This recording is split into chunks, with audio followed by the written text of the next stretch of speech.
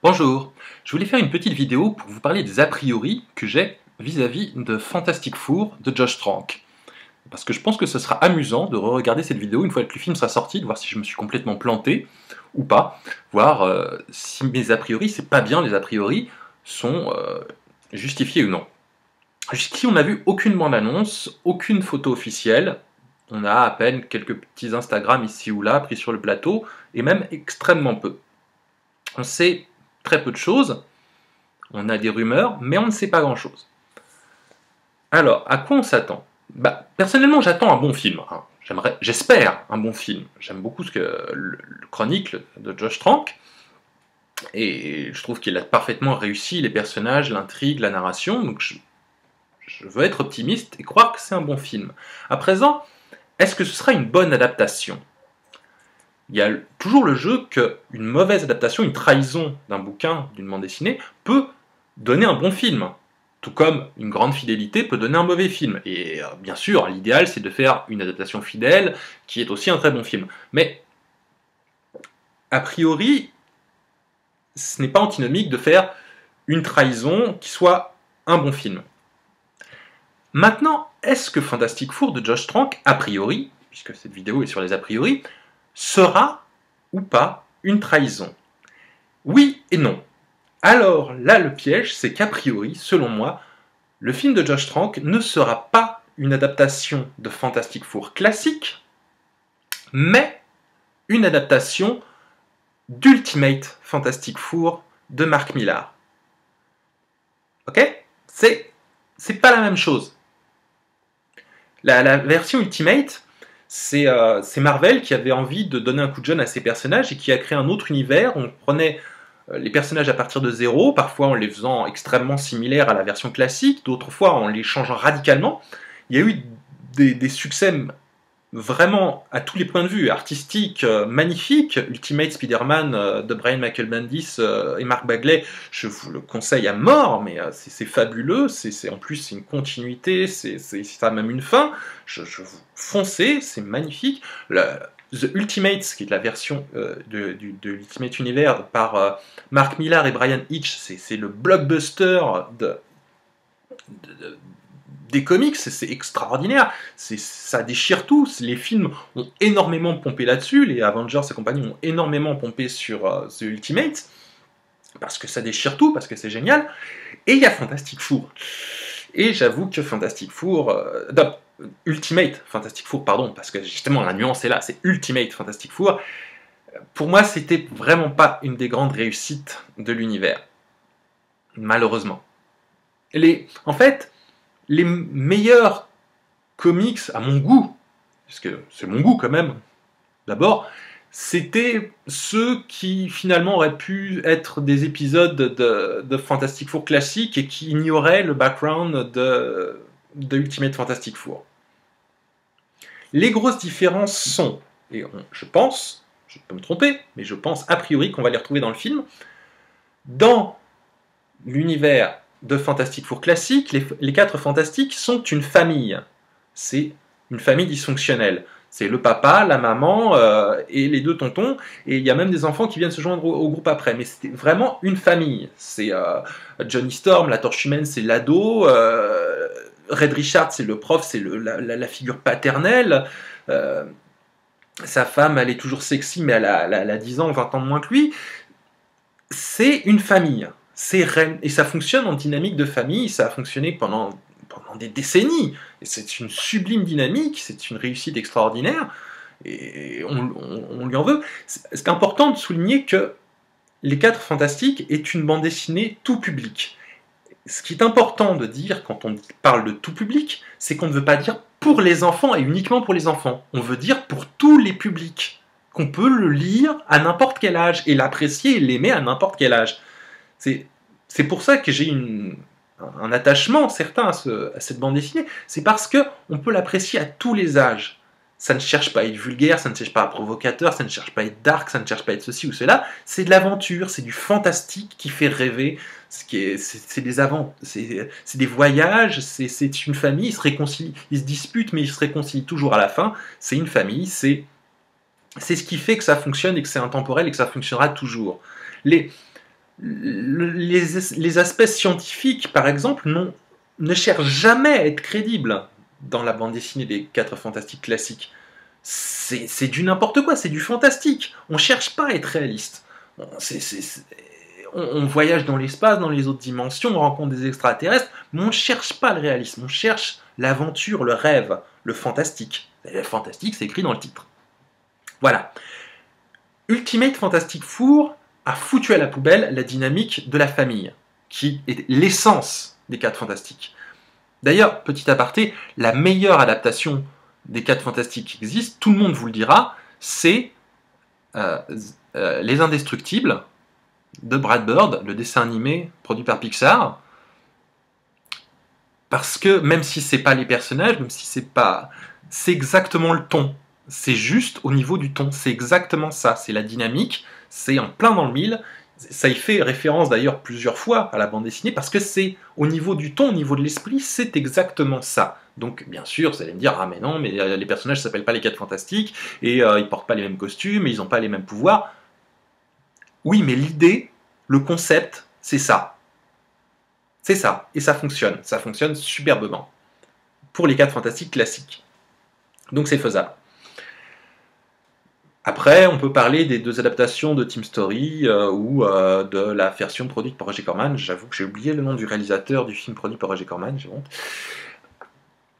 Mais, vis-à-vis du film de Josh Trank, on s'attend plus à une adaptation de Ultimate Fantastic Four. Qu'est-ce que Ultimate Fantastic Four? Et quelle est la grosse différence? C'est qu'il n'y a pas la dynamique de famille. Dans Ultimate Fantastic Four, les 4 personnages ont le même âge. C'est une bande de potes, c'est la bande des 4. Donc, ce n'est pas du tout la même chose. Ce n'est pas la même dynamique, ce n'est pas le même esprit, ce n'est pas les 4 Fantastiques. C'est une bande de potes qui se retrouvent face à un événement qui leur donne des super pouvoirs et ils s'entre-déchirent. Mais ce n'est pas les 4 Fantastiques. Bah non, c'est pas... Déjà, le ton est plus sombre, les personnages plus torturés. On n'est pas dans le fantastique merveilleux, on est dans le... Personnellement, la bande dessinée m'a pas emballé, j'en suis désolé. Hein.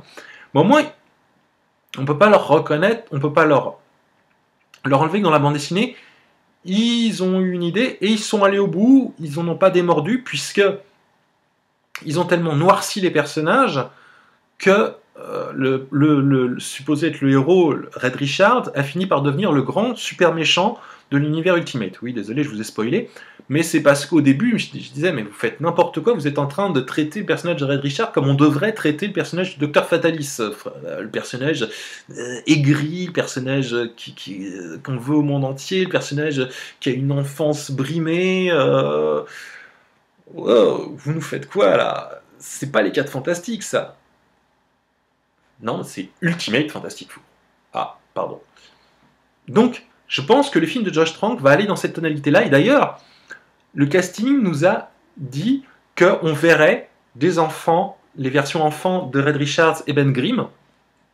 Enfin, c'est ce que j'ai entendu dire a priori. Je vais peut-être me tromper. Mais donc, comme dans Ultimate Fantastic Four. Alors qu'on ne les voit pas enfants, malgré les 50 ans d'existence des 4 Fantastiques classiques, on ne les voit pas enfants. Mais dans la version Ultimate, on ouvre sur les personnages enfants pour montrer l'enfance difficile de Red Richard. C'est difficile d'être un nerd, ses parents ne le comprenaient pas, ils le rejetaient, et son seul ami c'était Ben Grimm, et il est torturé. Et dans la BD, ça fonctionnait pas. Oh non, parce que c'était pas ça qu'on voulait, c'est pas ça qu'on espérait, donc il y a aussi l'a priori qui fonctionne, qui fait quand on ouvre un livre, il y a une chose qu'on veut obtenir, et si c'est pas ça, on est déçu. Et donc, mon espoir vis-à-vis du film de Josh Trank, c'est qu'il va prendre, non pas les 4 Fantastiques classiques, mais Ultimate Fantastic Four, parce que j'ai l'impression que c'est ça qu'il va faire, un nombre de 4 personnes qui vont se rencontrer. Dans la bande dessinée, il y a une organisation gouvernementale menée par le père de Susan Storm et Johnny Storm, qui réunit des surdoués, des gens à l'intelligence très intelligents, et qui les réunit pour faire des avancées scientifiques, pour pour les pousser plus en avant dans la recherche scientifique, au lieu de les brider, au lieu de les ralentir.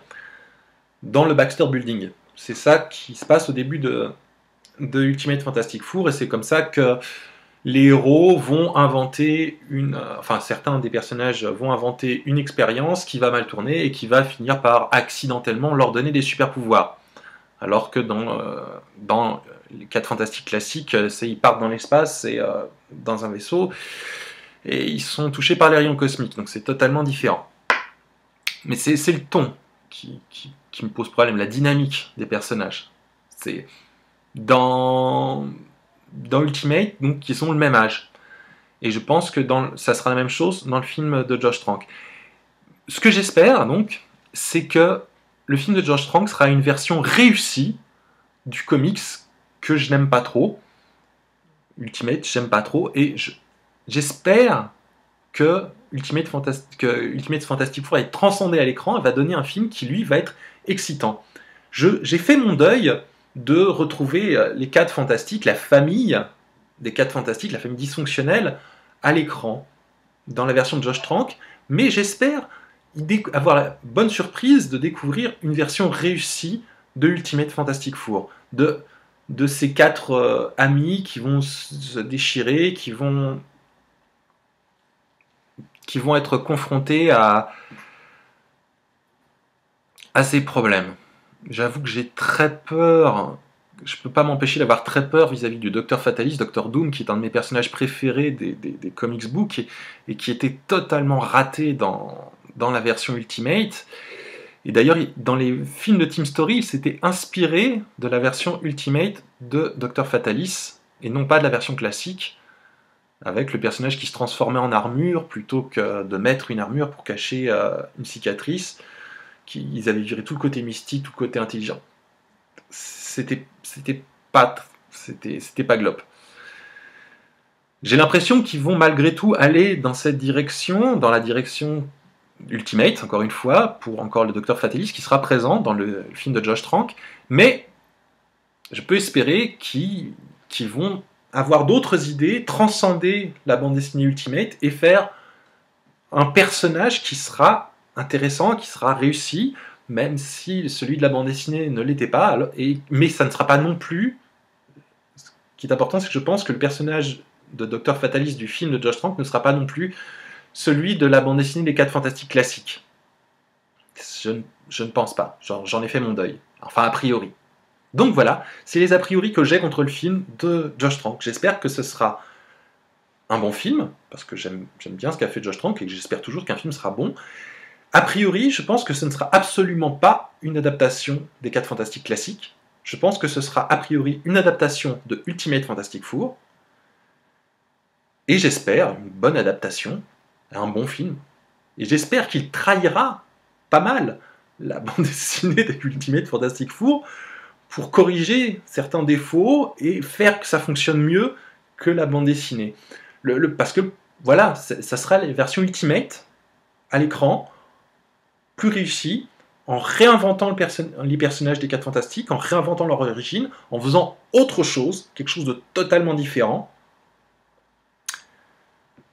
mais qui ne sera pas les 4 Fantastiques classiques. Voilà. Est-ce que j'aurai raison? Est-ce que je me serai planté? Est-ce que le film sera très mauvais? Est-ce que le film sera une adaptation fidèle de la version classique? Est-ce que ça n'aura rien à voir avec Ultimate Fantastic Four? Nous avons plusieurs mois avant la sortie du film. On verra si j'ai raison ou si j'avais tort. On rigolera bien. Salut!